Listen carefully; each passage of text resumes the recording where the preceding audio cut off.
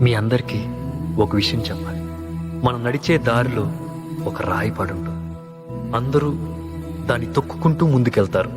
ఒక శిల్పి మాత్రం ఆ రాయిని తెచ్చి చెక్కి దానికి ఒక రూపాన్ని ఇస్తాడు. దారిలో పడున్న రాయిని దేవుణ్ణి చేస్తాడు. తొక్కిన వాళ్లే చేతులెత్తి మొక్కుతారు, పూజలు చేస్తారు. కానీ చెక్కిన ఆ శిల్పిని మాత్రం ఎవ్వరూ పట్టించుకోరు. ఆ శిల్పి కూడా వాళ్ళ నుంచి ఏమీ ఆశించడు. ఇంకొక రాయిని తెచ్చి దేవునిగా మలిచే పనిలో ఉంటాడు. ఈరోజు నేను software, Sujatha IAS, Chandu writer, doctors, lawyers, engineers, ఇలా మమ్మల్ని చెక్కిన మాస్టర్లు మాత్రం అమాయకుల్లా ఎక్కడో వెనకాలే కూర్చుండిపోయి మమ్మల్ని ఈ స్టేజికి తీసుకొచ్చి గౌరవిస్తున్నారు. తల్లిదండ్రులైన తమ ఆస్తిని